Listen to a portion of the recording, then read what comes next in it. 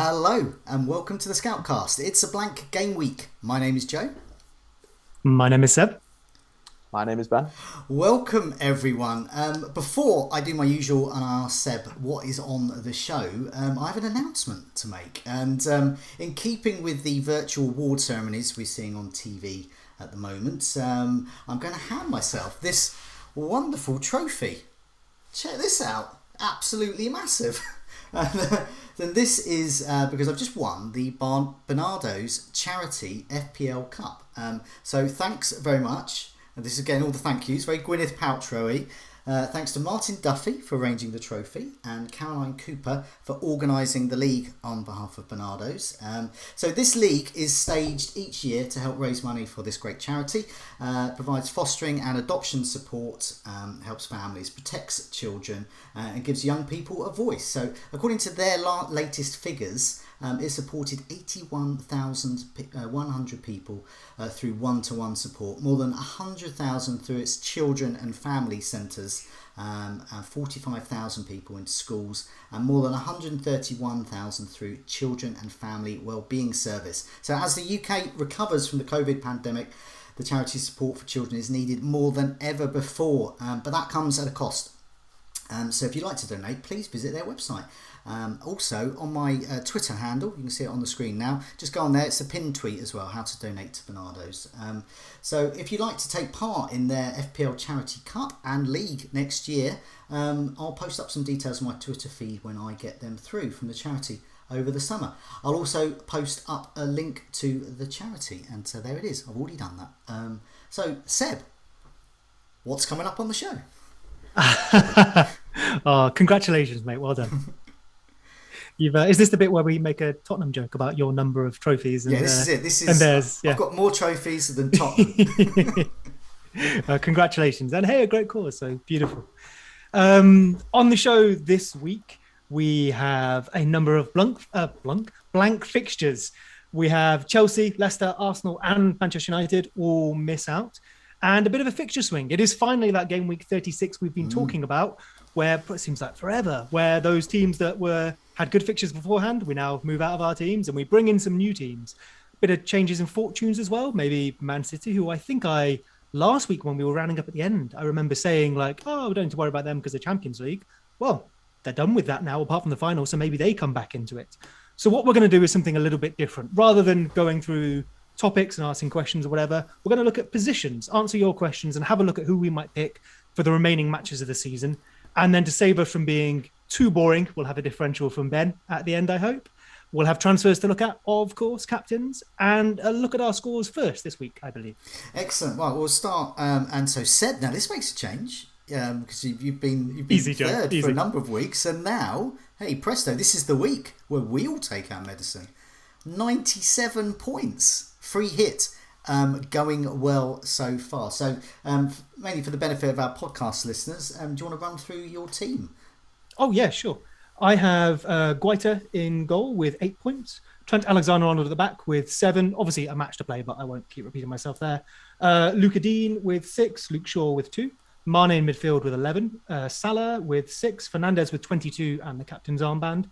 Greenwood with 18, I think that is. Calvert-Lewin with 9. Watkins on -1, of course. And Iheanacho with 9. And a bench that no one probably cares about, but Forster is on there with his 10. So yeah, gone pretty well. Cannot complain. Even with a Watkins -1, I think you take that if you're approaching 100 points with a few matches left, don't you? So yeah, on the cusp of 100 points, plus you've got your captain to play and a whole bunch of other players as well. And we're fairly certain, I think we could be fairly certain Shaw and Fernandez are going to start after their benching midweek. Greenwood might be on the bench, but we know he can do some damage coming on. And you've got Mane, Salah, Alexander-Arnold. Yeah, more. Calvert-Lewin as well, Luca Dean. So it's going to be a very strong week. So yeah, good use of free hit here. So before I put my team up, I saw this on Twitter just now, and I thought I'd put it up from Crate Digger, FPL Crate Digger on Twitter. And this sums up the game week for many. So there's people like yourself, Seb, and me, for FPL managers on 95 points. And in my case here, whose goalkeeper hasn't started both games. Oh, poor me. But then it's him there, me on 63 points with Ollie Watkins. So that sums it up for a lot of people there. It's like, 11 points from Mendy. So yeah, we're recording this and streaming this before, just before the Chelsea match gets underway. Mendy is benched, Kepa is playing. So I am on 92 points with a reasonably successful bench boost. Certainly more successful than if I'd have done Leeds players in a single game week early in the season, which many people did. So yeah, it's been more successful than that. 92 points. I've got Mendy, but I'm going to take his 11 points and run, and I'm not going to be like Mel Gibson smugly at a bloodied Messiah there. I've also got Shaw, Phillips, Maguire I got in for Alonso. So I missed out on Alonso's goal, and I got Harry Maguire in for his surety of minutes. And for the first time in 1,000 years, he decides to get injured. That one's so unfortunate. That's, Mane triple captain vibes. You can't do anything about that. Yeah, I know. But what can you do? I mean, that's one of those good decision, bad outcome. But that was a good decision. Maguire was probably the only one who would have started 3. Definitely would have started 2. Anyway. Yeah. I changed my team because of that, actually. I think was it Solskjaer mentioned basically everyone wouldn't play twice. And obviously last time we spoke, it was only a double, so my team changed a bit. But yeah, I moved from defence to attack, just because I heard a press conference. So I'm not even going to say with hindsight. With hindsight, I still would have got Harry Maguire in. Fernandes captain, so hopefully more to come from him. Salah, nice goal there. Jota, Son, Chris Wood, the mighty Chris Wood, a nice 6 points return from him again. Harry Kane blanked. Iheanacho 9 points. But the bench boost it was mixed fortunes, but very fortunate here. So I got Forster with 10 points. So I've got 21 points from my goalkeeper, so I'm very, very pleased with that. Ward got me 6 points. I was kind of expecting something around that from him. Lingard only 1 point. He was my I'm not quite sure about their form at the moment and his form. And Veltman was a surprise, 0. If Lewis Dunk hadn't got himself red carded, that would have been a surefire clean sheet. And Veltman, obviously, unknown injury. So I'm not going to complain. I'm not like that. Look, put it up again. I'm no Mel Gibson. I'm not complaining. I'm happy there. So Ben, let's move on to you. You've got 69 points, but plenty more players to go, and your captain as well. So for the benefit of our podcast listeners, do you want to run through your team? Yeah, a bit of a mediocre week. Okay, not too bad. So Mendy in goal, happy with those 11, although a little bit annoying he's now not starting. Dean 6, Shaw 2, Target 1. Maddison, a big disappointing transfer from a few weeks ago, 3 points. Son 7, Fernandes 22 as captain. Zaha, I was one of those that decided to go Zaha over Greenwood because of the fixture next week, which obviously has backfired. And then up front, Kane, Iheanacho and Richarlison, who will hopefully outscore DCL in the second game. Yes. Well, we're going to talk a lot about Everton coming up because obviously Everton are your team, but also with home fixtures coming up. And, well, as we talk through other players, there are certain teams that are going to crop up constantly. Leeds, West Ham and Everton in particular. So yeah, it would be good to get your thoughts. Seb as a Leeds fan and Ben as an Everton fan as well. So we're a bit privileged there as well. So I don't support West Ham. So it would be good if I did. But Brighton's my team for my sins. Ben, on your points there as well. Realistically, you've used no chips there. That's a pretty decent score. I think it's just one of those weeks where a lot of people have used, say, a free hit or a bench boost, and there were some pretty obvious routes to go. So if you couldn't, join that party, I think you were, not unskillful, if that's the right word, to be 30 points behind them. Like, it's kind of fair enough. It's unfortunate. Yeah, the game week rank's not too bad. As 1.2 million, you kind of want to be a bit higher, but it's not like I've had a sort of 4 or 5 million game week rank so far. And it just kind of needs a couple of differentials. If Richarlison and Dean can do something, then it kind of turns it into a good game week, really. So it's sort of not too far off. But yeah, I've obviously used my chips earlier, such as the free hit. So it's an okay week. I mean, also, whether free hitting or not, or bench boost, it's such a long game week. I mean, there's matches every day, and you're going to get good and bad days. So I had one of the days over the weekend was really good, and one of the days was really bad, and it's just up and down, up and down. So, for example, this team that you've got, Ben, I mean, Everton start doing well. Richarlison is going to be a great differential. If he scores, say, a brace, that's it. Great game week. Yeah, plenty more to go. But it's game week 36 we're looking at. But because of those fixture swings, because they're the blank fixtures, I think there's going to be a lot of transfers. I think Live FPL has got an average of everyone's on.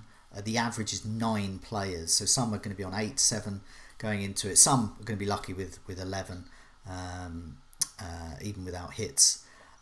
So I think it's time to look at not only game week 36 but the fixture run-in, because the players we get in now are going to be really important, and if hits are taken into account, you really want a player that's going to do you well for the next 3 game weeks, not just for game week 36. So here's the season ticker we've got on Fantasy Football Scout, and I've sorted it by difficulty, and we can see at the top Liverpool. They got West Brom, Burnley and Crystal Palace at home for final game of the season. Great fixtures. Then Leeds, Burnley, this is the Leeds fixture turn. Burnley, Southampton and West Brom, West Ham, Brighton, West Brom, Southampton, Sheffield United. If you think for some reason they're going to suddenly not be a League One side, they've got Everton, which is still tricky, Newcastle, which is tricky, and Burnley, which is tricky. So I'm not quite sure why they're up there, but nevertheless, Everton, Sheffield United at home, doesn't get better than that. Then Wolves at home, great. And then they got a toughie with City at the end. But Newcastle, it's such a shame with Callum Wilson's injury for him and also for FPL managers, because I think I fancied the goal with him against even City. Then he's got Sheffield United. He looked captaincy material game week 37. Tottenham, still great fixtures, Wolves and Villa. Meanwhile, you look down the bottom, all the players we've been investing in recent weeks, Leicester, rubbish, nothing. Then Chelsea, then Tottenham. Chelsea themselves, they've got nothing, and then Leicester and Villa.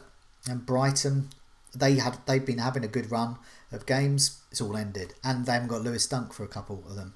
So West Ham, City and Arsenal, pretty bad. Arsenal, okay, mixture, just nothing. But then they got Crystal Palace and Brighton to end the season with. So we can see there's a lot of fixture changes there. So we're going to look at it sort of position by position. So let's have a look at goalkeepers first, because there's going to be a lot like me who've got Mendy and Forster. The situation with Forster is that Hassan Hüttl, the Southampton manager, is sharing game time between his 2 goalkeepers. Forster is getting these 2, we think, and McCarthy's going to get the next 2. Forster might get the last one. But either way, it looks very doubtful that Forster's going to play, despite his penalty save heroics. Mendy, as we can see tonight, he's just simply, I mean, he's definitely not playing next week because Chelsea don't have a game, but he's not reliable to be starting. Could be Kepa. So I think there's going to be some goalkeeper changes. So we've got some community questions on that. And Andy Nash, those with Mendy and Forster, which keepers are worth targeting for the run-in? He suggests Meslier for the fixtures, McCarthy and Forster double up for security. It certainly would be, and cheap. Pickford, because Sheffield United are up next, or perhaps a differential like Dubravka and Fabianski. So the stats we've got up on the screen are for all the season, and they've got a variety there. So I think the 2 key ones are XG prevented, so whether they could have prevented a goal or not. If they were in plus, then they've saved their team's bacon there, and if they're in minus, well, those are perhaps what they were expected to have saved. And we can see their Guita is absolutely ludicrously awful on minus 11. And then also sheer number of saves, because in FPL you get points for saves. So if they got lots of saves, well, you're going to get points probably, especially saves per minute there. So you can see Meslier is pretty good there. For 137, he's pretty untouchable. Martinez, Nick Pope as well, all doing well per minutes per save. So just coming to both of you, see what you think really. Best goalkeepers for the run-in. Ben, what do you reckon? Yeah, well, I kind of looked at it straight away with every position, basically, is look at Leeds first off, because I like their form, how good a team they are. And then I think, since I'm ruling out Liverpool, then they've got the best fixtures on the list. So I think Meslier looks good at a glance. I've got a few issues with him. Partly the teams he plays, although they're low down in the league with nothing to play for, he does play a few players who are in form, such as obviously Burnley have got Chris Wood, who's on a hot streak at the moment. Southampton have just got Ings back, who's come back, scored a brace.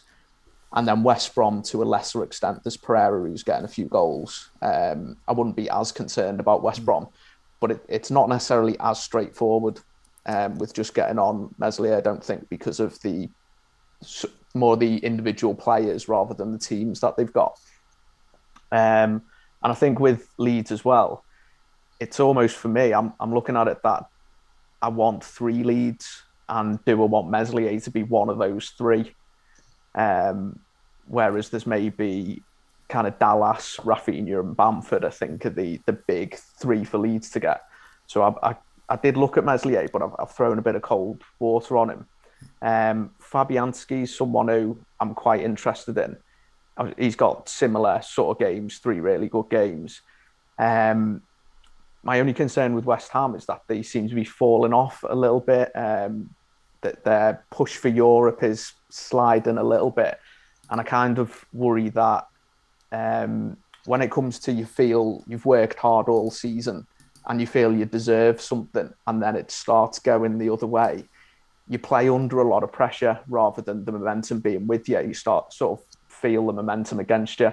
And so I'm a little concerned that maybe they've got clean sheets there. And Fabianski or West Ham haven't kept the clean sheet since game week 28 either. So it's not like as they've come into the run-in, they've really tightened up and sort of been just trying to grind out the 1-0s. They were conceding 2 and 3 quite a few times a few weeks ago. And since then, they've still been conceding goals. So Fabianski, maybe not. And the other one I looked at a little bit lower down on the fixtures list was Ederson, as a kind of possibly the safest City player to go for to play all 3, albeit maybe he gets rotated for one of them, maybe, don't know. And I did kind of think, maybe optimistically, but with Aguero missing that penalty, maybe if ever with the league wrapped up, if ever Ederson is going to take a penalty, if they're 2-0 up against Newcastle or something, there's 70 minutes on the clock, it's surely then that he decides to step up. I don't know, maybe it's still a very, very hopeful shout. If I got him in, that would be my 3rd penalty save in a row. I think that's unprecedented. I'm talking about scoring the penalty. Yeah, not saving it. That's why I'm, just penalty in general, just getting points from a penalty, but for scoring it as well would be incredible. It's not necessarily the reason to get them in, but I think if you look at the fixtures they've got and how good a team they are, they look like maybe there's 3 clean sheets there, probably 2. Whereas the others, I'm maybe a little unsure that they're getting 2. So generally at the end of the season, you kind of have a bit of money to spare. So he's maybe worth the extra million on the others. So I'm in the market for a goalkeeper. I'm going to have to spend a hit to get a goalkeeper. So I want him to be good for 3 matches. And I have the same reservations about Meslier. It's nothing to do with him. It's to do with the fact that I would prefer. I don't really want the Leeds defence against Chris Wood, who I own, or against Danny Ings. And if I would probably go for Dallas, because I would be getting. I mean, he scored twice against Man City, so I'm not worried about Dallas at all. I don't think I've got enough transfers to go fully, a Leeds triple up. But that was my only concern. It's not that Meslier's bad. I just think there are better defensive options. Nevertheless, I'm thinking possibly Pickford, because I think Forster might get the final game for Southampton, which would be tough against West Ham, but nevertheless, I'm looking at save points. And Pickford ticks a lot of boxes for me at the moment, because he's got Sheffield United. If I'm going to take a hit, I'm going to get that nice feeling. I'm pretty certain I'm going to be getting a definite clean sheet against Sheffield United. And then he has got Wolves defence as well. The Wolves attack against him at home. So my two questions to you, Ben, are what's the likelihood that Olsen will actually cover for Pickford in one of those games? And also, Everton's form at home without fans hasn't been as good as they are away. But the Wolves game is their first game of the season with fans, the first game of this stretch of the season with fans. So I'm assuming they're going to be better. But so are they going to be better? And will Pickford play 3 times? Yeah, the Pickford playing 3 times, no idea. And Ancelotti is extremely difficult to predict on his lineup, so no idea on that.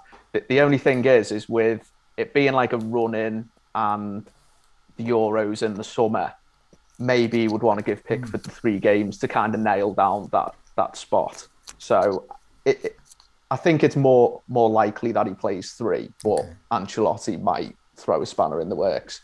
I think with the fans, then we've been terrible at home this season. So the 2 home games looks good, but then when you actually look at the whole season of form, that's actually a negative. You'd rather they were away. Yeah. But Sheffield United, if you're not going to keep a clean sheet against them, then you're not going to keep a clean sheet. Yeah. So, but the point about Wolves is interesting. Though, the fact that there will be fans there. So you would think that just edges it. I think the players will like, even if it's a few fans, that they're going to like it. And the fans are going to be behind the team like the whole 90 because they're going to be so happy to be back. And also the City game as well is intriguing for Pickford because Aguero's going to play it. Aguero will take a penalty if they get one. Aguero is possibly the worst penalty taker at the moment, apart from Lookman. So whoever's in goal for Everton, if Man City get a penalty, it could be happy days. So it's clutching. I think Aguero's penalty record is just below average or something. Off the top of my head, if like conversion rate is 0.8, he's about 0.7, something like that. I think it's something about Man City at the moment. I don't know what it is. They've got like a reverse magnet. The ball just will not go in on a penalty spot. But anyway, he's in my thoughts. But there are caveats there. Obviously, playing City and the spectre of Olsen over him. But Seb, what do you think? On the fans. Oh, sorry. Yeah. I was going to ask what you were discussing there, which is super interesting to listen to. On the fans, I guess this is going to keep coming up. Do we think, and this is speculation, but do we think the fans have an equal effect on a team's attacking and defensive prospects?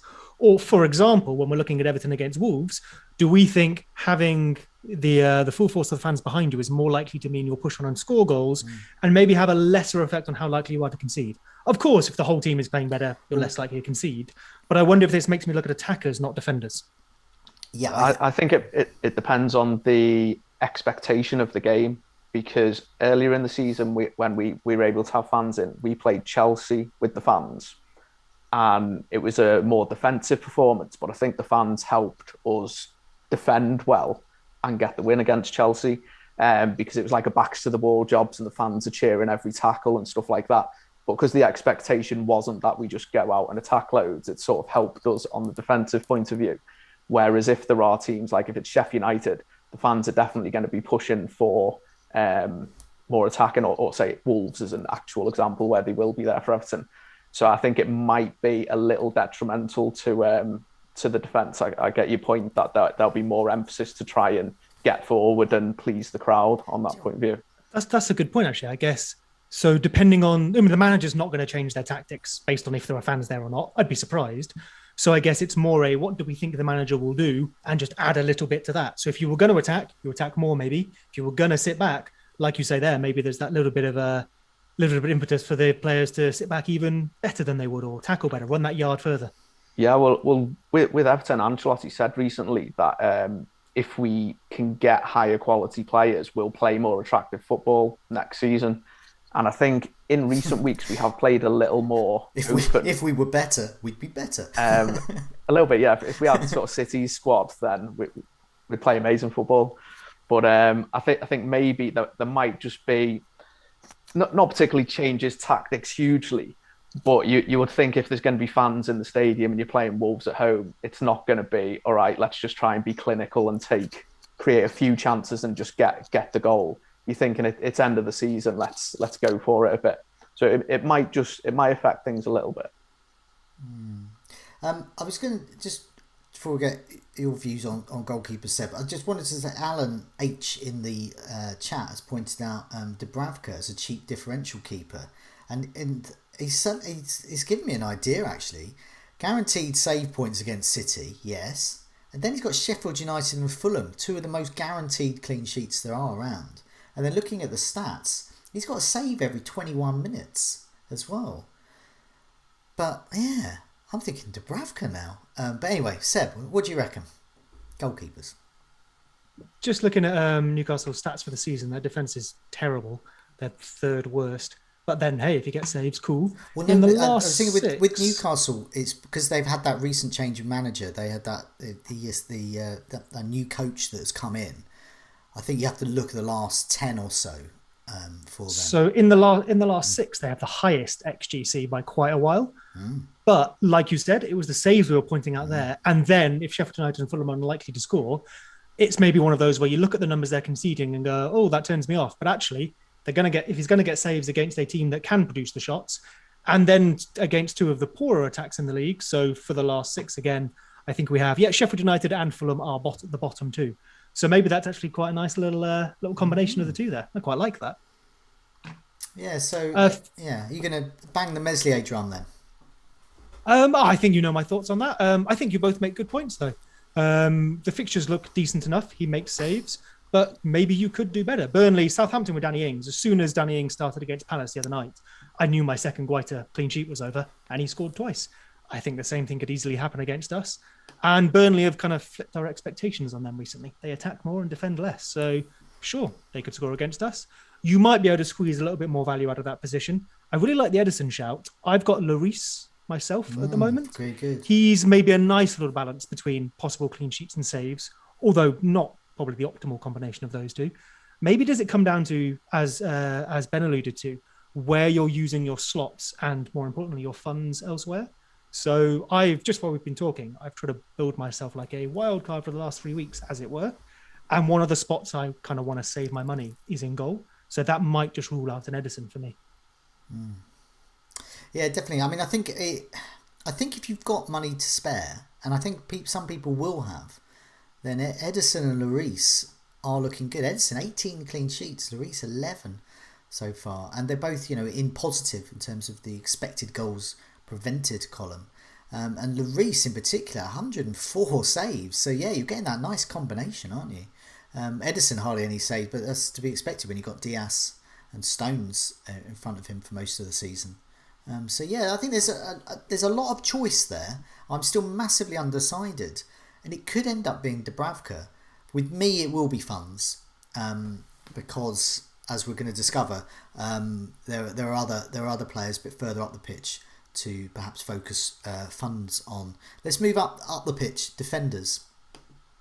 So what I've done is I've got my attacking defenders table up, and I've got that sorted by chances created. This is the last 4 matches, and this shows that Luke Shaw, who's not playing this week, is still out on his own in terms of chance creation. Alexander-Arnold and Robertson, yeah, we know about them, and they're doing really well. And look at the amount of corners they're getting, loads of corners. Alexander-Arnold with 6 goal attempts as well. Kufau at West Ham and Cresswell are the next best.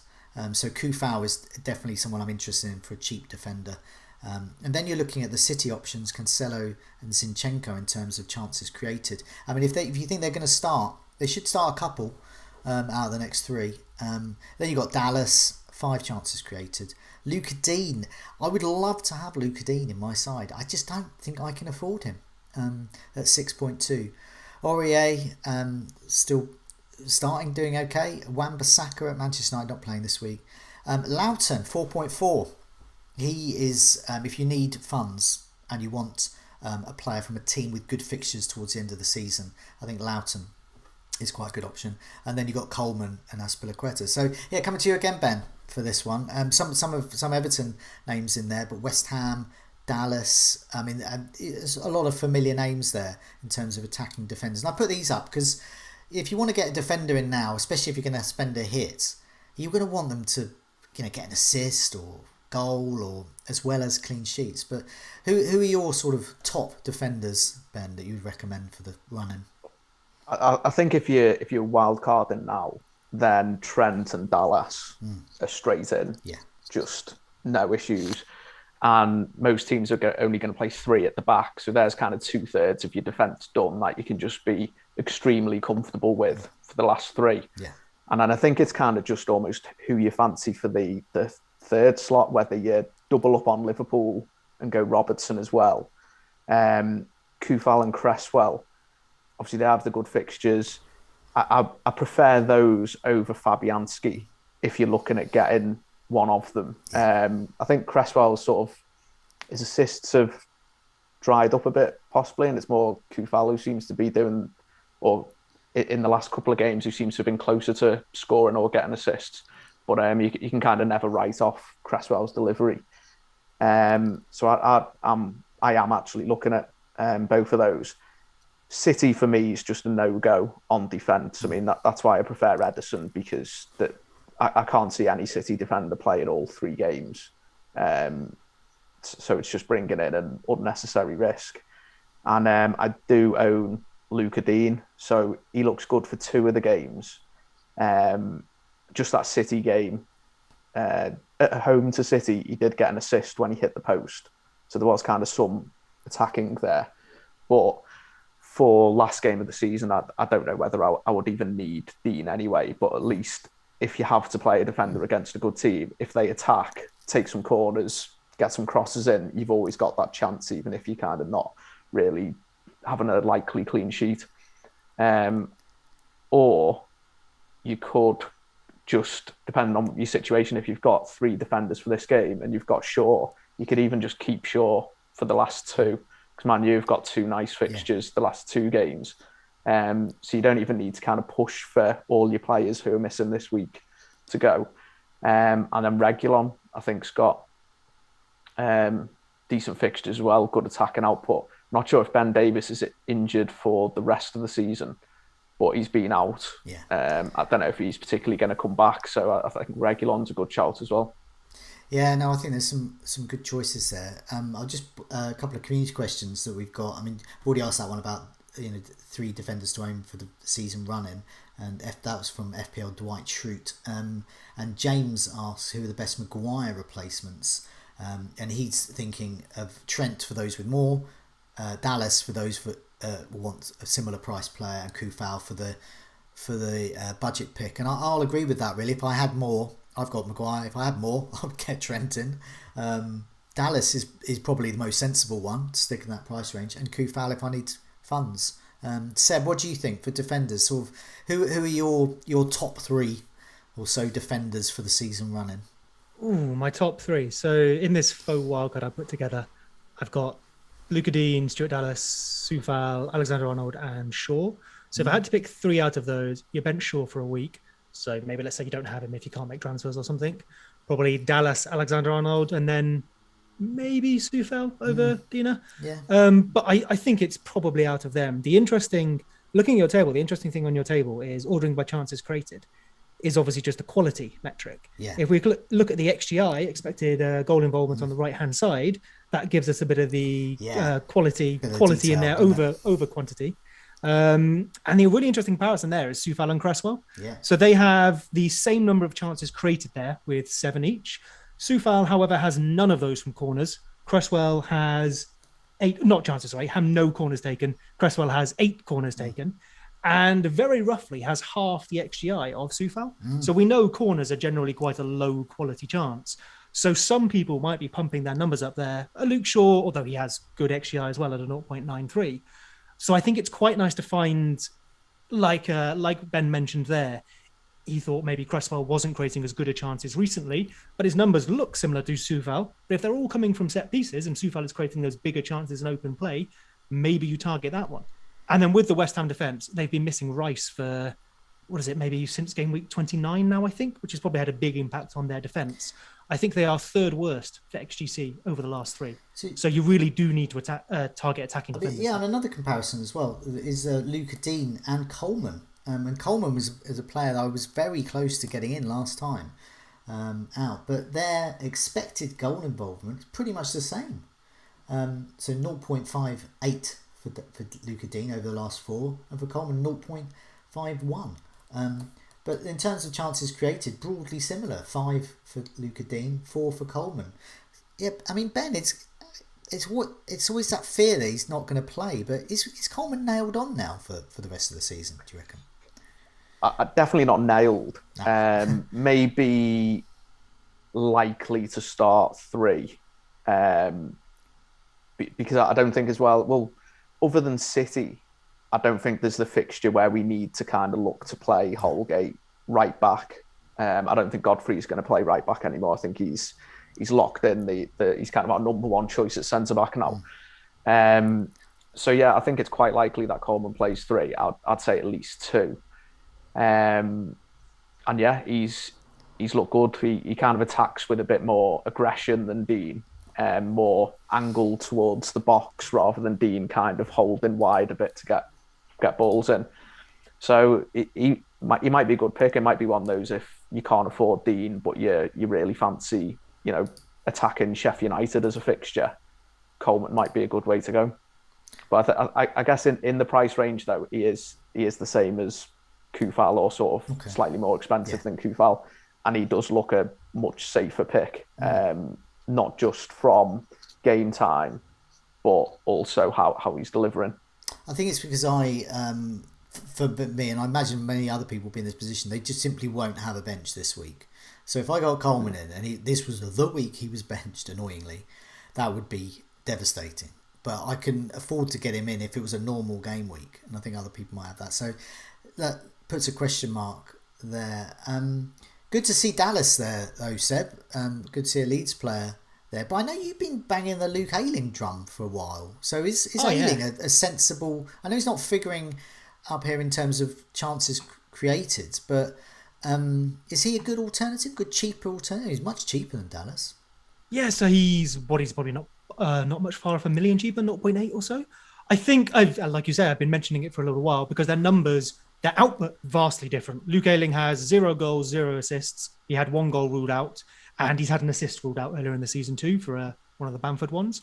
Dallas has 2 assists and 8 goals. So even if their XGI was identical, with nearly 38 games played, I think it's fair to say Dallas is at least a little bit more clinical or more lucky, but we don't care in FPL, right? We'll take the ones that turn into goals.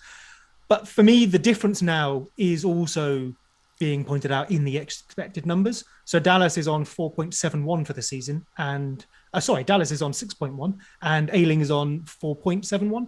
So while they were very close in the 4s earlier, Dallas has pulled away. So if you can afford it, it's always been Dallas. It still is Dallas. And he's played on the right wing recently and still scored a goal from there. Okay. I expect him to go back to centre mid now that Rafinha's back. Okay, so if other people in my position with as owning Maguire, then it is budget dependent really. But as you can see across all the different price ranges, there's some really good options from West Ham, Everton, Leeds and Liverpool as well, depending on your budget. I've got Phillips at the moment. He's pretty nailed on in Liverpool start as well. So if you're really desperate for money, he's a 4-point nothing defender, plays for Liverpool with 3 great fixtures. So one to get really. Would it be fair to say that with a few decent fixtures that we've called out here, maybe the way to look at it, and this is going to depend on your team, of course. If you've only got a couple of transfers, there's not that much you can do. But you possibly target defenders and goalkeepers that are a bit different from one another. And we were talking about our goalkeeper. I might end up on the goalkeeper that I can't get a defender from, or the opposite of what I prefer, the defensive options. Because the thing I'm not going to get from my goalkeeper, apart from Hey Edison, is those attacking returns. So if I can get attacking returns from Soufal, maybe I don't choose Fabianski. If I can get Dallas, maybe I don't choose Meslier. Yeah. So maybe, again, I do end up on one of those Dubravkas or someone like that who I just don't want one of their defenders. Yeah, I think Dubravka is... I don't know. I mean, I've got Chris Wood in my team, so why not Dubravka? So let's move on to midfielders. This is where hopefully some points will be racked up. So this is once again last 4 matches, expected goal involvement. Salah on at the top, and in a world of his own. He's scored 2 goals last 4. His expected goal involvement, including assists, is 3.61. 15 shots inside the box, and he's created 6 chances as well. Bruno Fernandes, he's doing well this week when he's been on the pitch, and he's up there as well. Expected goal involvement of 2.58. Then De Bruyne. So if he is fit again, he's playing Newcastle next. So 2.45 for his expected goal involvement in the last 4. Diogo Jota, interestingly, is still quite high up there. He's still putting in the stats. 15 shots inside the box. Aubameyang, Rafinha, Pereira. See, these are very familiar names over the last couple of matches. Pereira, 5.4, down and out West Brom. Mane, still putting in the great figures, really. Shots inside the box, 10.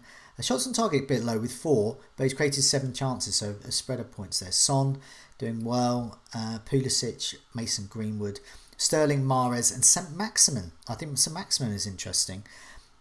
Possibly he might get a return against City, but it's more likely you're looking at Sheffield United and Fulham. I think Newcastle could be quite... I mean, so annoying with Callum Wilson out, but I still think there could be some value there as well. Got a few questions on midfielders. This is FPL Wires, late riser. Our Seb in particular, would you go for Rafinha or Bamford? Only one. And he's got a free hit in 36 to consider, but that question applies if you're getting them in for 3 weeks. Vishnaz, are City midfielders like Mahrez and Foden great differential options? Dan Wright, who needs to go first, Jota or Lingard? Well, the stats on the screen indicate Lingard because he doesn't figure, and his stats have dropped off a cliff, whereas Jota's are still maintaining good stats.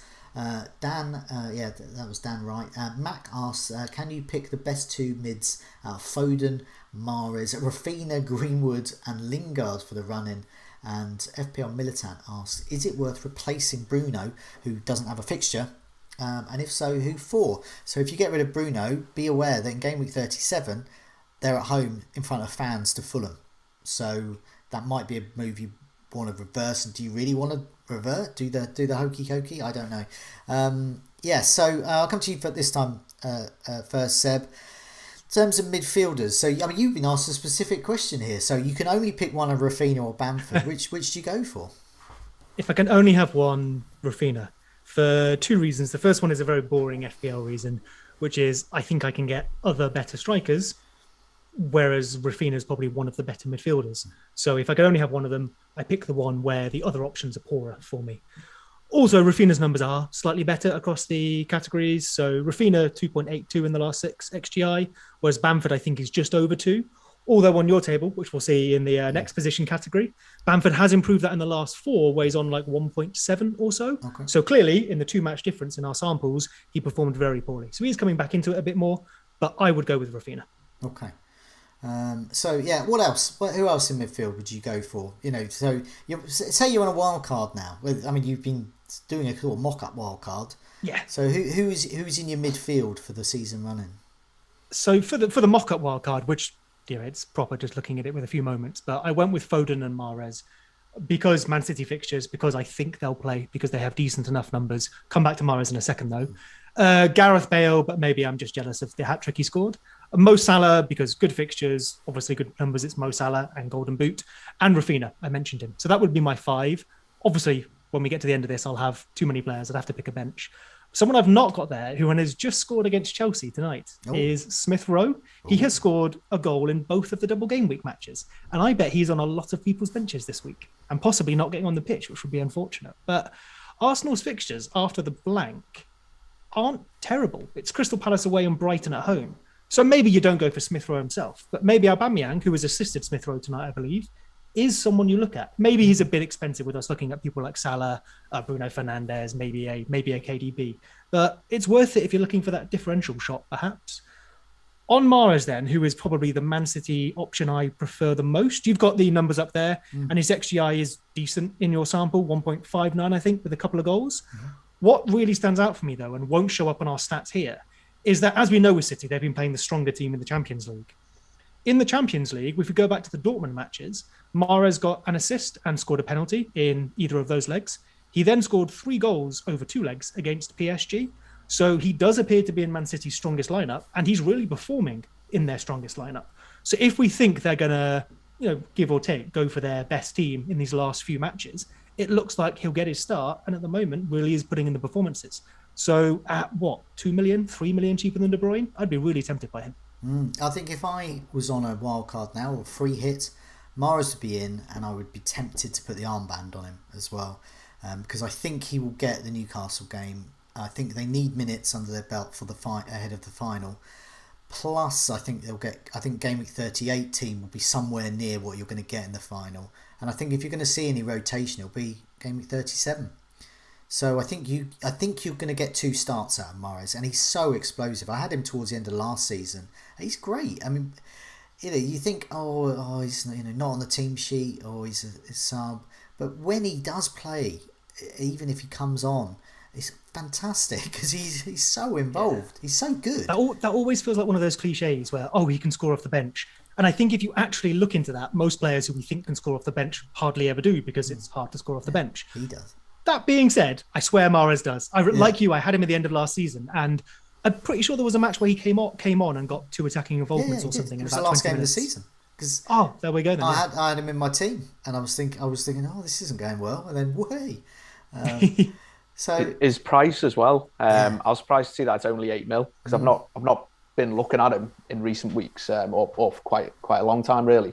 And I was expecting it to be up near 9 mil, like 8.8 or something like that. And so when it was only 8 mil, and I've got like 7.2 in Maddison, and it's just sort of it's hardly much more to get up to him. And even Zaha is probably 7.1, 7.2 or something like that. It's not much more to get Mahrez, where it wouldn't surprise you if he had a hat-trick in him before the season's out. Like he's on form, and when he's on form, then he's there for goals. He's that nice amount of greedy where he gets into the box and he just wants to shoot himself. That's his number one. He'll pass it if he has to, but he wants to score. So often, when you say that, so often when I've owned like an Aguero or De Bruyne or something, Mahrez gets the ball, cuts inside, and I'm like, yes, please square it across. And he tweets another player, he takes a shot. Often he scores. But the amount of times I think there was a goal there for my player and you could have had an assist, but he's taken it on himself. But if you own Mahrez, that's exactly what you want, right? Yeah. Yeah. And I think, especially like comparing to De Bruyne as well, if they're going to get similar minutes, the extra 3 mil or 3.5 mil, I think Mahrez is the one. It would be harder to get Mahrez if there was more of the season left, and so you're kind of thinking, I'm getting him in, but I'm just going to need to take him out in a few weeks because I'm going to realise he's rotation. The fact that any transfers you're making now are done, sort of thing, you're going to leave him in for the whole time. It makes it a lot easier to get Mahrez. And he does feel like one of those players where, when he used to, Kane got injured, Son went up front, and that's when you jumped on Son. Mahrez, like you say there, it feels like we can identify those little patches where he'll get picked and play well. And if one of them ends with the season ending, like you say, so you don't have to worry about getting rid of him, it feels like a good opportunity. It's just pointed out in the live chat as well from regular poster Historia Films Kenya that Mahrez lately it doesn't come off the bench. He either plays, he either starts, or that's it. So if you have a good first sub, and this is perhaps not the week to have a good first sub because it's a blank fixture, but if you are lucky enough to have a good first sub, Mahrez is great to get in, because if he starts, you're probably going to get returns. Otherwise, you've got to hope your first sub comes on, because he'll remain on the bench, and it's a good point there. And there's lots of times, across rotation has been quite strong the last few years, obviously for the big teams, and so many times I've got points from my first sub, and so many times people have gone, I've left so and so on the bench, and well, handy, get a player in, a rotation risk who's explosive like Mahrez in, and that's problem solved. I think there's a lot of options here, a lot of price ranges as well. What about Fernandes? Taking Fernandes out though. If that's directed at me, I was just going to say Man United are kind of an obvious one. I guess you get to a point where they do blank next. If you have, say, Shaw, Greenwood and Fernandes in your team, that's your whole bench there. So maybe you have to pick against one of them at some point. But yeah, if it's just the last 2 fixtures, Fernandes is near the top for the involvement. Maybe not quite the returns, but they're good fixtures. Yeah, fair enough. What do you reckon, Ben? Because you got Fernandes. I know you're all right for next week, but would you recommend getting rid of him? It's not something I've considered really. It's kind of, it can be too painful not having him. And I mean, it's only for sort of 3 games. He's going to play 2, unless you're really struggling for 11 players next week. And you could really do with that money to spread out across, whether you're taking like a -4 or -8 or something, then maybe you have to do it, and it's for the greater good over the 3. But I think if you're not in that much trouble next week, I'd have thought there's other players who are higher priority to take out, who are kind of more likely to get 2 points in the next few games, rather than Fernandes, who you are risking taking someone out who might get 15 or something like that. Definitely. Just before we move on to the forwards, I just want to mention on the midfielders, because those specific questions about Jota and Lingard. So I did a quick look at their stats over the last 4, and in terms of expected goal involvement, Jota is obviously on 2.29. He figures up on our table there on the screen, and Lingard around half that, 1.32. Lingard's had 3 shots inside the box. Jota's had 15, same period here. Chances created 4, Lingard 3. So Lingard's taking a more of a deeper creative role.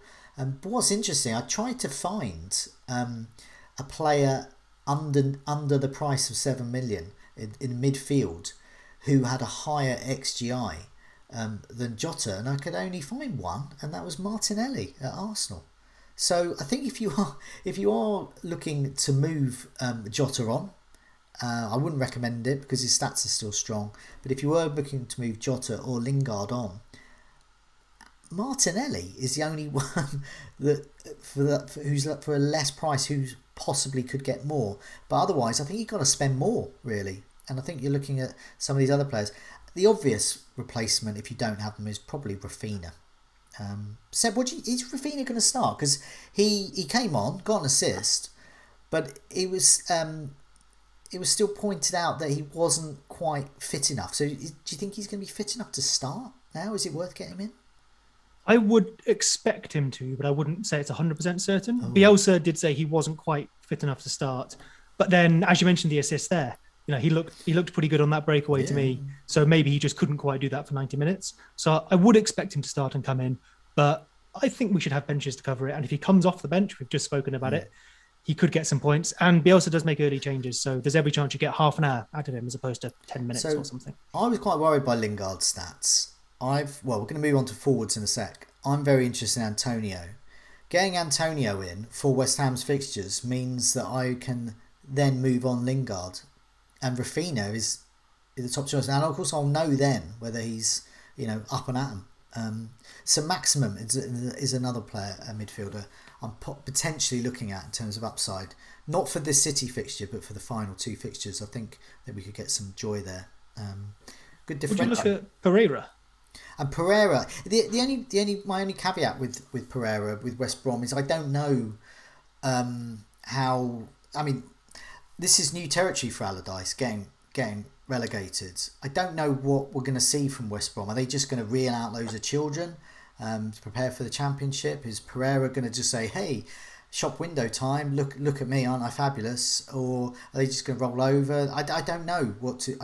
And when I don't know, it's difficult, especially with so few transfers to make. But yeah, I mean, he's a player I've coveted all season and never owned, and really wish I had. So let's move on to forwards. I've already mentioned one. Sorry. No, sorry. I just wanted to pop one more in, if I may. Mm-hmm. Hopefully, it's useful to people. You mentioned Martinelli, which made me think of it. Uh-huh. He obviously isn't playing tonight, but has some great numbers over the last little while as a replacement for Jota. The thing with Jota that may have frustrated a few people, other than missing those chances, is I think he was dropped from that Man United match that got postponed, right? If he isn't in the lineup again, would you maybe say he's had his rest, he's had his rotation, and we could see him more for the last few? So I'd be a little more confident in his minutes, and we'll know before the deadline comes if he doesn't start this week, because it seems that Klopp over the last few weeks, messed up a bit by the postponed fixture, had just been taking it in turns to rest his forwards.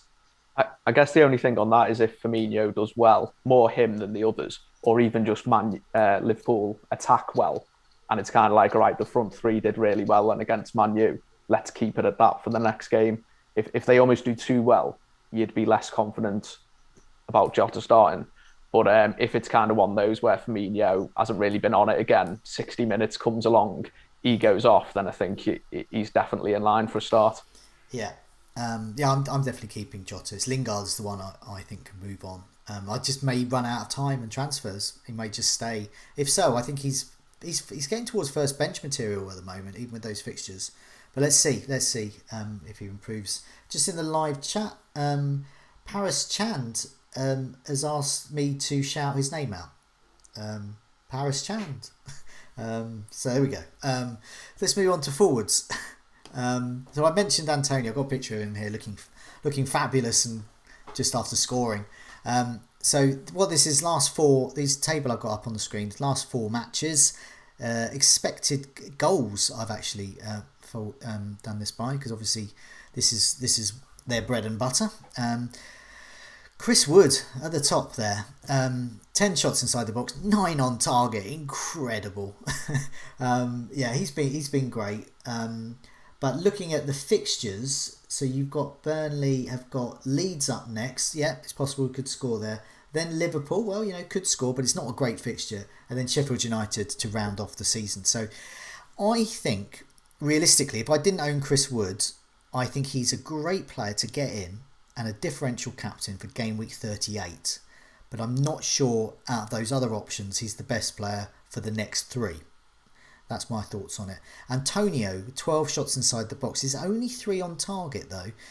But 6.4, he is currently leading the race to replace Iheanacho for me. Benteke's up there, talking about unfashionable players. Back of another great goal run there. 14 shots inside the box. Overlooked because no one wants too unfashionable for people. But I know Tom, who got the assist, got him in. Well done, Tom. And a few other managers did as well. Ignored the fashionability of players and just got him in for the points. Aguero's doing okay. 9 shots inside the box, 6 on target. Should he start? Harry Kane, we all know about. He's rather good. I saw flashes of the old Harry Kane in the last match. He almost scored twice, hit the bar, and of course the disallowed goal was really marginally close. That basically just counts as a goal scored. Yeah, I know it was against us, yeah. But in terms of what he did for what we need for the future, he scored a goal. Yeah. That's basically that was Harry Kane pretty much doing what Harry Kane does. Dwight Gale is still knocking around in there. 5.9. Callum Wilson's out. There we go. Unfashionable. Danny Ings, 9 shots inside the box, 6 on target, doing Danny Ings things. Calvert-Lewin, he's a bit lower down than some of the others. He scored a couple of goals though, had 7 shots inside the box, 5 of those on target. Expected goals is 1.79, so it's a bit below the likes of say Chris Wood or Antonio. But nevertheless, he's got Sheffield United up next. And then there's Bamford, so improving figures there, 7 shots inside the box, just 3 on target, same as Antonio. His expected goals are much lower than Antonio's there. But so all good options here. And they're all pretty, apart from the likes of Kane and Aguero, they're really really good value. So Ben, who would your sort of top choice strikers be? And is Calvert-Lewin a must with Sheffield United up next? I think it's nice if you brought him in for the double to just have that straight off. If you're bringing him in now, it almost feels like a bit of a game week too late. Not particularly too late, but you've missed the boat a little bit. Sheffield United should be a good fixture for him. It's kind of a good fixture for everyone. There is the difficulty that it's at home for us, and we've not done well at home. It's also possibly the teams that sit back. We've struggled to break down. We definitely prefer it when teams come onto us and we have the space in behind. But if they are kind of sitting back a lot, Calvert-Lewin's one of the best headers in the league, and it should allow us to get crosses from high up. I'm not sure if James is going to play as our best crosser, passer, chance creator. It's better to have Calvert-Lewin in if James is playing. But even without, Sheffield United's as good as fixtures you can get. I was a bit surprised in general with the forwards because I didn't think there were particularly that many that I was interested in. But then when I started looking, there was actually quite a few that I wouldn't mind taking a punt on from now to the end of the season. So the sort of the obvious ones, kind of Bamford and Antonio going on fixtures and form throughout the season.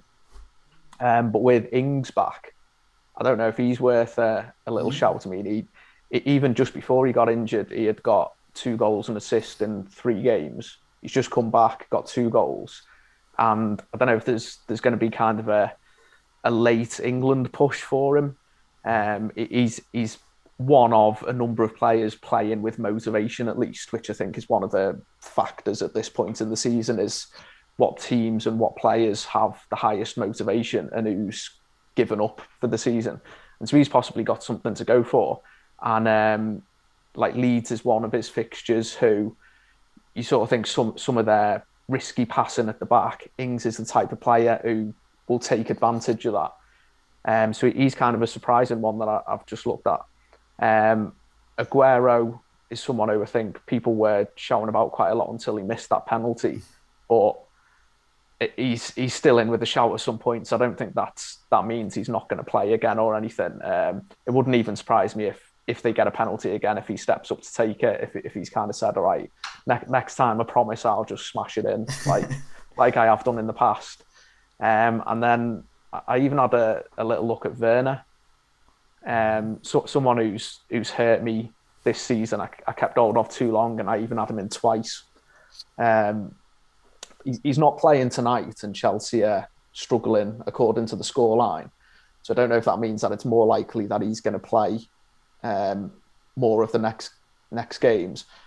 But he's got a lot of assists, and the goal against Real Madrid has maybe given him a confidence boost. Chelsea do seem a lot better with him in the team. He might be worth one final little punt on. If you've got the money, albeit he is more expensive than the safer options of Bamford and Antonio. And then my thoughts on Wood as like the first one that you mentioned and that you've been able to get points off. He's sort of one of those where I've just got a blank against Burnley attacking players. It's what we've been talking about the last few weeks, the unfashionable players. I just don't look there for goals. But in saying that, points last 3 weeks, I think. It is Leeds the perfect fixture for him, given their troubles on set pieces. This season, I don't know if they've kind of got better as the season's gone on, but up to definitely kind of the halfway point in the season, then they were terrible on set pieces, and Chris Wood was huge in so he would be liking that. Yeah. No, I mean ex Leeds Chris Wood. And ex Brighton, he's ex everyone. We've all had a bit of Chris Wood in our time.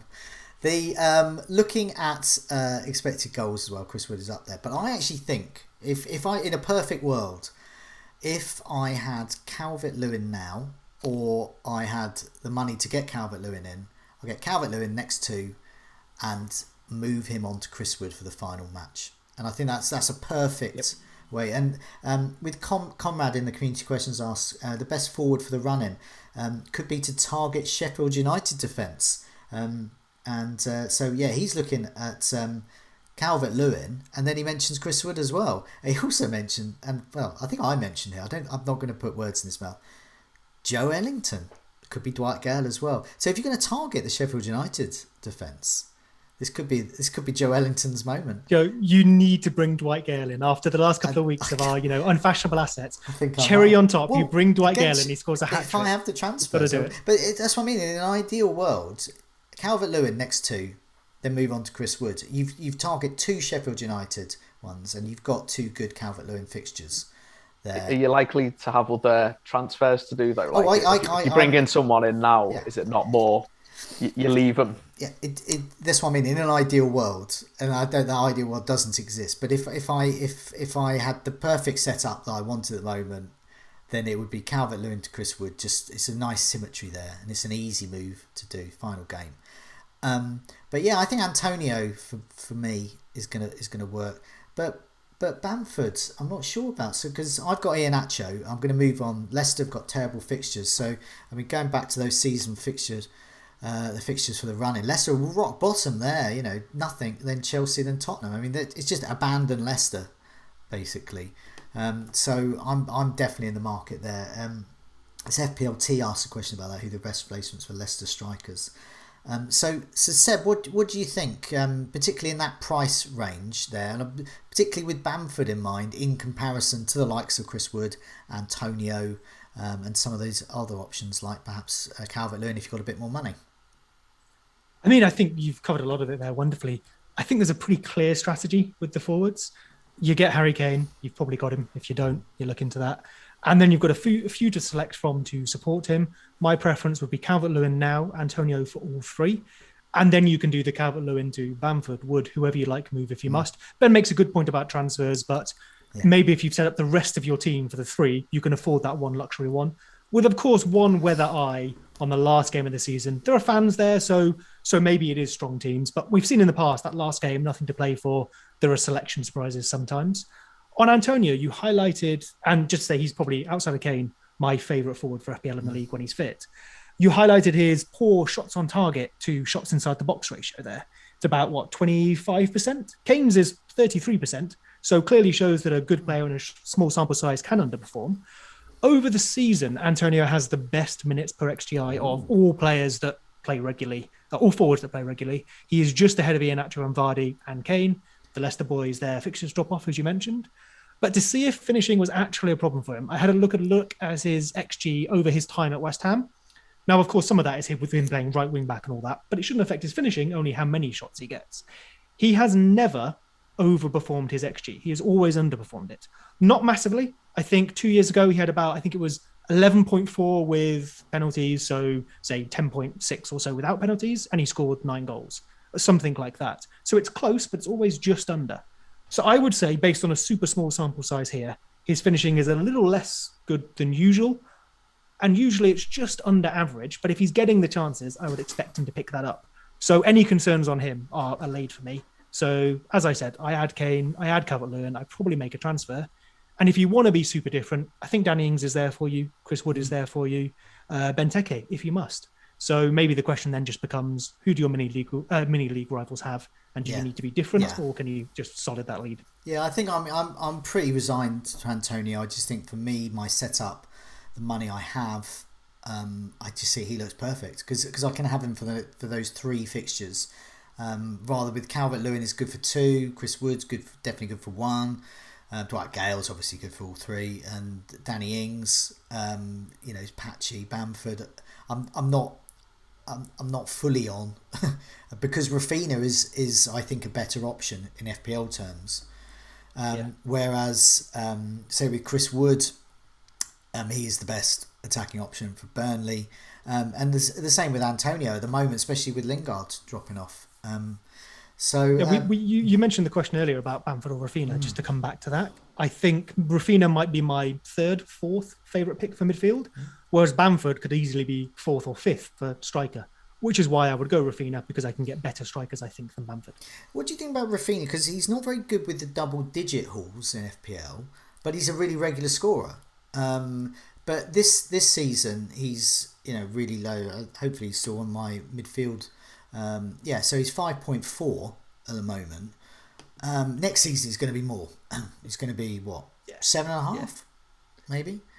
I don't know. Yeah, 8. Certainly a bit more. Certainly that seems more. maybe steep. Is he going to be worth? Is he going to be worth getting, considering he's sort of a steady Eddie scorer, but not an explosive one? Do you think? It's not too dissimilar from Maddison. How he's been in the past. He's kind of been steady, and he's been then around the 7.5 mil. I'd think he'd be around that price. I don't think he'd be as high as 8. No, 7.5. But still someone who I'd look at that price. If Leeds had a decent run at the start of the season, I think I'd be on Rafinha. I'd take 5 to 6 points every week for a player, an average, if they're around 7 million. But I just wondered if the expectation is, if he's that more expensive, people will think, oh, Rafinha, he's going to get me 12 points every week. And that hasn't been the case so far. I think with him that there's potential for him to get that. Like he seems to have got better as the season's gone on. And so if you continue that up next season, then he could have a great season. And there have been games where he's put a few chances, like a number of chances on the plate for people, and they've been missing. And you're like, he could have had 2-3 assists in that. So he's missed out on a few double digits just from people missing. Yeah. I mean, I guess I'd have to think a little more deeply about it, but I wonder at what point is double-digit haul and single-digit haul just variance of luck? 9 or 10, So, it's nothing. I mean, yeah, exactly. He's got 8 quite a few times. He's got 13 once, which is his only double digit. But how many times, he's got an assist or a goal? If, as Ben said, someone just tucks away that chance, it's suddenly 15 if he gets bonus. And we're not asking it anymore. He's only got 1 double-digit haul. Does he have to get 2, 3 more? And you stop asking that question. Well, I think it's more... It's quite a fine line. I mean, ultimately, with any player you get in, you want to get that rare 20-pointer. And so if they're getting regularly, like, say, Mahrez, for example, or Sterling in the past, getting 15 points every now and again, they're capable of a 20-pointer, like Kane or Son. But is Rafinha in that bracket yet? I don't know yet. Some of my favourite players are like David Silva, Juan Mata from back in the day, when they would just get 8 or 9 every week. So people didn't spot them. But at the end of the season, they had the same number of points as someone who got 15 one week and 0 the next. Mason Mount is the current one. Yeah, quite possible. Yeah, Ben, sorry, I interrupted you there, so please. I know, I was basically going to say the similar sort of point where if you're looking over a 6-7 game week period, if you end up on 40 points, it doesn't really matter if you scored loads of those in 2 weeks. Yeah. All as you would say on him is you probably wouldn't ever captain him if he's only looking that low. But for the price he's going to be, then you wouldn't really be looking at that anyway. So yeah, it's more the total points that are more important. Okay, let's move on to differentials. So it's Ben's turn. So we've had Iheanacho was a good one recently. Sigurdsson we've had many times. So please don't pick Sigurdsson again. And Lacazette, who knows? Jury's out on him. Still got some matches to go for that.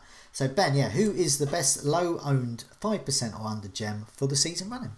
So I did go straight to Leeds and start looking at what was going on there. Unfortunately, Rafinha ticked over to 5.1. But going for him as a differential would feel like a bit of a cheat. Because it's only because he's been injured. So I looked at Alioski as possible shout. Whenever I watch Leeds, he seems to get forward a bit and have a few assist chances.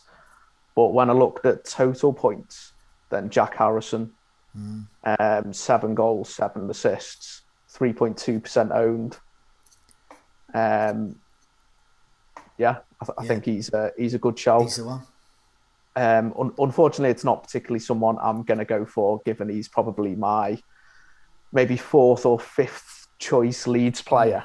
But if you did just want to go for someone a bit outside the box, then he's got goals and assists in him. 3 good fixtures.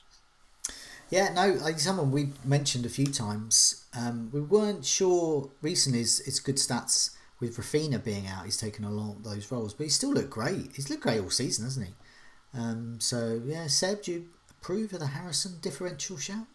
That's a Leeds player, of course I approve. But I think Ben makes a good point. You just looking at some of the stats here, his XGI for the season is 10.28, which is decent. If, for example, Brighton had some great fixtures, you can't find a midfielder with stats that good. You'd have to go to Trossard with 10.12. So Harrison on his own is a great pick. But as Ben said, you probably go Bamford, Rafinha, Dallas, maybe even another defender or a goalkeeper before you get to him. So it's probably one of those where you go, my mini league rival has Rafinha, Bamford and Dallas, and I'm 10 points behind. I just have to gamble. Maybe that's when you go for it. Hey, that's a differential, right? It's maybe a good draft pick. Yeah, no, nice. I think That's a good shout. it's good if I need money because he's a bit cheaper, isn't he? Than Rafinha slightly, I think. He is 5.4 and Rafinha is 5.4. Oh, okay, he's the same price now. Okay, nevertheless, I think he's a good option. Let's move on to transfer and captaincy plans. So I'll go first. So this is me. So I'm a little bit down.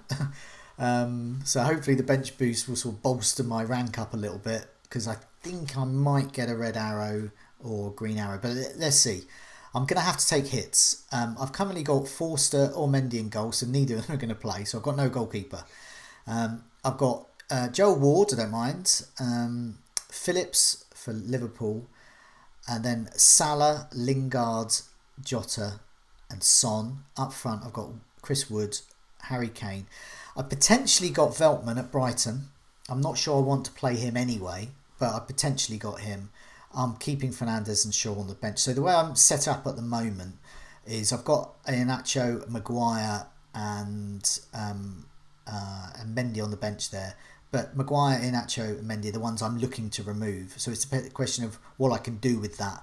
Iheanacho to Antonio is what I'm thinking. Maguire possibly to Dallas, possibly to Kufal, and then it's whatever I've got left. I'm going to get a goalkeeper in because I'm not going to have a goalkeeper, so I could go in with just 10 or none. But I actually, if I thought that either of my goalkeepers was nailed on for the remaining fixtures after the coming game week, then 37 and 38, I'll be fine. But every week, I would think with Mendy, is Kepa going to play? Every week with Forster, I'm going to think, is McCarthy going to play? So, I mean, I could just save myself the headache. If I'm short on funds, I might go Forster and McCarthy as a double up. But yeah, it's just whatever I've got really. That's why the likes of Meslier, Pickford, these are all in my thoughts, because I'm probably going to have less than 5 million there. But yeah, I like the idea of Antonio, and I think it's Dallas or Kufal. I just don't think you can go wrong with them for the next 3 fixtures. The only problem with Dallas this week, I mean, although it's goal threat there, if he gets a clean sheet, I'm not getting Chris Wood points. If Chris Wood scores, then Dallas, and attacker v defender, and I don't kind of like that, especially in a limited fixture week. So I think I might go for someone like Kufal this time around. That's an interesting way of thinking of it though, because I always flip flop between these two things. Because yeah, if you think one team is going to do something to nil or whatever, of course you double up on the side that's going to yield you points. But if individually you think both those players have a good chance of returning points, then playing against each other shouldn't necessarily affect your decision making. It's one of those. I think so Chris Wood and Dallas. Chris Wood scores, gets 6 points. Dallas gets 2, 8 points. Dallas keeps a clean sheet. Chris Wood doesn't score. It's 8 points. So I'm looking at 4 points each, which is great. But with only 3 fixtures left, I kind of want a bit more, which is why Dallas is still okay, because he's got goals in him. Yeah. So I don't hate that, getting Dallas in against that. But that's why I wouldn't get, for example, Luke Ayling or Alioski or Meslier. That's why I've got to admit, I'm not looking at Meslier for this week, because I don't like Chris Wood against Meslier. I guess you've kind of answered my question then. And so you're saying, I think Burnley score. Therefore, if I have a Leeds defender, I'm going to need a goal from them. So not Ayling, not Alioski, not Meslier. Yeah, fair enough. So I don't have any Villa attackers. So Joel Ward's fine for me. Phillips at Liverpool, I don't have any West Brom. So whoever I get in, with a limited fixture, I don't really want defender v attack. I want to try and potentially maximise as many points as I can. Especially because I'll probably be on a -8. So I'm currently 15 points from the top 50k, and I'm also about 15 points from the top 100k. So I'm sort of in the middle there. So it depends if I can use that 8 points wisely for the season running. I don't mind doing that, but I'm not going to be starting to take hits game week 37 and 38, because I want to try and maximise that value from that hit now. Mate, if you finish top 50k after worrying about finishing top 100k though, which you've never finished outside of, that's a pretty decent turnaround. Oh, I was inside. I think game week 17 or 18, I was outside the top million, and I've been sub 4 million as well this season. So this will weirdly, whatever I end up if I end up around the 100k mark, it will be one of my best seasons in terms of the achievement of going from rock bottom to higher up, rather than previous seasons where I've mainly, I think last season I hovered between 50 and 100k for like all season. It was just, I just couldn't get any better or any worse, and it was just, it didn't really excite me. Whereas this season it's been quite exciting. Let's move on to Ben's team. So you're really well set up actually. Do you want to run through your team and tell me any sort of transfer or captaincy plans? Yeah, so I've got Mendy in goal and McGill on the bench. So I've got no keeper for next week, which is where I will get a keeper, and it's probably going to be Edison, just from sort of thinking out loud earlier. Defence of Dean, Reguilon, Target, and Strike. Quite happy with that, although I do, moving on into the midfield, have the Target and Zaha playing each other, which maybe you kind of shouldn't think like that, but it is always nice to feel like everyone can return in your team. Although Target does have attacking returns. Zaha, Lingard, Son, and then neither Maddison and Fernandes play. And then up front, I've got Kane and Richarlison. So my thoughts are Mendy and Maddison will go. I'm not in a rush to get rid of Iheanacho because I can field 11 without getting rid of him. And his form's so good. It might not be that bad having him the last two. I'm possibly not in a rush. For Maddison, my number one pick was Rafinha. He's going to get more points than Maddison, and he brings about like 2 mil or something like that, around that. So that feels a pretty sensible transfer to make. And I have I did tweak with maybe doing Zaha up to Mahrez, which is where I wasn't sure if I'd be able to afford it. And then it's actually really easily affordable because he's only 8 mil. So it's a bit iffy because Zaha's obviously got a game. So there's a bit concerned about that I might be taking out points. And especially if Mahrez doesn't play, it's not ideal, but it would be exciting to own Mahrez and then see the lineup and he's in it. So I think that one will go down to the wire, but I'm on at least a 4-point hit with Mendy to Edison, Maddison to Rafinha, and then captain, I'll probably go Kane. I put it on Richarlison initially just to kind of hopefully give him a little confidence boost for this week and hope that during the double he would do better. But it's not worked. So unless he does something special against Villa, then I think I'll just put it on Kane as a safe bet. There's some lucky people out there who've got a free hit or maybe even a wild card left who will better use that. But I think most people are either going to be fielding 9 or 10 or they're going to be taking hits. So there's going to be so many hits around, so many limited teams that's why I'm okay with a -8. And I do see that as like a -4. Because I think -4 is just going to be the norm for so many different managers there. I forgot to mention my captain, by the way. Sorry. I saw you captained Richarlison, but possibly with Kane there. And my captaincy there was at the moment I'm thinking either Son or Salah. Kane is also in the reckoning. It's going to be one of them. I'm just going for the big guns. I'm not gonna mess around. Salah against West Brom away looks great. Son against Wolves at home looks great. Kane, I thought, looked captainable in his last match. So, yeah. Are you saying you'd... What was that? Oh. Sorry, Seb, you just cut out a bit there. What was that? Oh, sorry, mate. I was just saying, based on what you were saying there, would you prefer Son over Kane if you had to choose between the two? Would I prefer Son over Kane if I didn't have either? Or I was making... Oh, no, I mean, for captain, it sounds like what you were just saying is you'd put Son ahead of Kane in your captain queue. Yeah, I have, but that's mainly because he's a midfielder. I'm trying to maximise points. He's a midfielder. He just simply gets more. So that's what I'm looking at, really. Fair enough.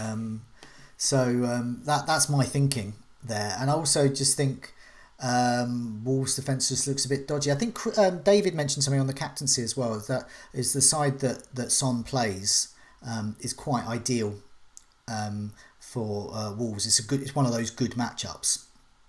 So we've got potential there. Moving on to your team there, Seb. Do you want to run through your team because you're really well set up? So you've got the luxury of benching Bamford, who's a target for many people. So do you want to go through your team? After a number of poor weeks, I have a good team, which is probably why I've had some poor weeks, right? But you talking about -8s there, I would love you to, because I will be 8 points up on you immediately. I have Lloris in goal, Alexander-Arnold, Dean, and Ayling at the back. Jota, Son, De Bruyne vice captain, Gundogan and Rafinha in the middle, and Kane captain, and Watkins up front, with Forster and Bamford on the bench. Shaw and Pereira don't play. The reason I've got Bamford benched is because where I will use my transfer this week is probably either getting DCL for one of Watkins or Bamford, or a Gundogan to, say, Mahrez. So I've tried to put the team as how it might end up looking, even if I do make a transfer. I'm not really sure. It feels like a nice place to be with those transfers, but the forwards are good anyway. We spoke about my ideal front line a minute ago. I don't have two of those players. I don't have Antonio. I don't have DCL, but I think I have good backups. So maybe forcing a transfer there isn't the one for me. So maybe I do a Gundogan to a Mahrez. Yeah, I mean, this is amazing because you've been going with limited players because you've had Rafinha who's been injured. And I think the other week you had like 8 players. I think it was Rafinha missing, Gundogan missing, De Bruyne. And there were certain weeks where it was like, take your medicine week. This week, free hit is going really well. And this is the other week where it's going really well on others because this team here has got you could just go down the pub. You could forget about the deadline. This is why I've done terribly the last few weeks. Let's not hide that. I'm 200k odd, which is probably be my worst finish in about a decade. But this is why I've sort of been happy to just wait because I knew I had the free hit, which has gone well, but I've been lucky as well. It was a pretty obvious team. And in the last few weeks, I think I'm not far off a team someone might wildcard to. So I've been happy knowing this is coming, just to hold on to that team, and hopefully gain a few points back. I'm not going to win it. I'll be lucky to get in the top 100k, but I can claw back a bit of respect maybe. The only thing, I mean, if say you just went to the pub and forgot about it without making any transfers, would you be tempted to play Bamford ahead of Watkins? Maybe. A fair shout, one I'd probably need to look into a little further. Like I said, the reason I've said this at the moment is just to demonstrate how the team might look if, for example, I did a Mahrez. And then, maybe just the reason I have Watkins ahead of Bamford is because I've got Rafinha and Ayling, which is not particularly strong logic. If I think Leeds are going to score, I should have all 3. But maybe I'm just hedging at the moment. Yeah, if you did get Mahrez, would you be tempted to captain him at all? Or are you pretty set on Kane? Interesting. So maybe I'd be slightly worried about minutes, but I think, was it someone in the chat mentioned earlier, which is completely true, Pep has kind of switched to, rather than subbing people in and out, almost rotating 90-minute chunks, so he doesn't use all his subs anymore. So as long as I had a good vice-captain, perhaps, it certainly enters my thinking. It just sort of looks good to have 2 City against Newcastle, where everyone else has jumped off on City. It just sort of looks like that. Just even without captain, that looks like sort of there's big gains potential there, and you could just kind of double down on it a bit with Mahrez. Here's an outside of the box one for you. Pereira is probably useless to me for the rest of the season. This is Leicester's Pereira, not West Brom's. Pereira to Cancelo. Might not play. Might play 2 of them. Play him over Gundogan or Watkins. What do you reckon for that for the remainder of the season? I prefer, just thinking for the remainder of the season, get Kufal. I think that would just be a sensible, good move for the remaining 3. Got assist potential, clean sheets. Have Cancelo's attacking numbers gone down at all? Because he seems to have gone completely off the radar. Have a look. That's a nice shout. So he is 5th at the moment. In the last 6, he's got 1.36 XGI, but that's his last 6 matches. So if he's been rested a bit, that could be quite a while away. Yeah. For the whole season, he's 2nd. So relatively speaking, he does seem to have got poorer for himself. Do you have any intention of getting another Liverpool player in? Because if you've got the money, Pereira to Robertson, no one's going to have Alexander and Robertson. That could be huge. Let's have a look. Can I afford that? Ooh, I could afford that by 0.1. That's quite tempting. I might look at that. That's not a bad shout. If you don't have any plans, Liverpool have got the best fixtures according to the season ticker. So going back to that fixture season running, when you think about clean sheet and assist potential, West Brom, Burnley, and Crystal Palace, they could get 3 clean sheets, and he could get an assist, 2 or 3 assists, and plus bonus. But that's not a bad shout at all.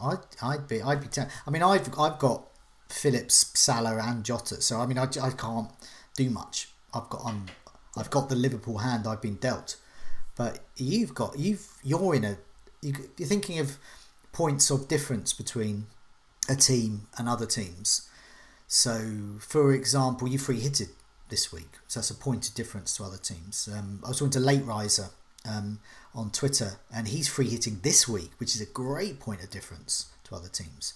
One of the points of difference you've got that no one else is going to have is the 2 creative fullbacks for Liverpool. It allows you to get rid of Pereira as well, who, if you're anything like me, you'll be delighted to do so. I did it last week after him just getting about 5 points over 8 weeks or something like that. He's a lot of money tied up in just someone who's getting nothing. Going back to the attacking defenders table there, chances created, it's Shaw, Alexander-Arnold and Robertson. They're the ones. I will be honest and say I hadn't really considered that, despite thinking about it on the free hit. That's a decent option. So after not wanting to make any transfers, I've got about 4 I want to make now. It's a move I quite like because it's the move. I can't remember who it was on Twitter about trying to get a really high rank and what's the difference this season. And I was just saying that sometimes you've got, this is why we've been talking about unfashionable players, but it's not so much that. It's more about just thinking what everyone's going to do and then thinking, well, is there an alternative strategy that no one's going to do? Perhaps they won't have the money, they won't have the structure, the setup, or they've got their own personal biases about these things. And I think Alexander and Robertson is a potentially lucrative combination that I don't know. I can't think of anyone. Obviously, the main thing to point out with the team as well is there is no Salah, there is no Fernandes, and unless I lose De Bruyne, they're not coming in my team. No. So there's a negative point of separation potentially there. So yeah, I don't hate it though. I've said it a couple of times. Yeah, I quite like that. That's it. And other people have maybe got Salah or Mane. They're not going to go anywhere. But if you can't really get them in, then sounds good. But anyway, just thought that would be quite good. Ben and Seb, thanks so much for appearing and having a look at my amazing trophy that I've won. But hopefully we've come up with helped each other a bit with a troublesome game week 36.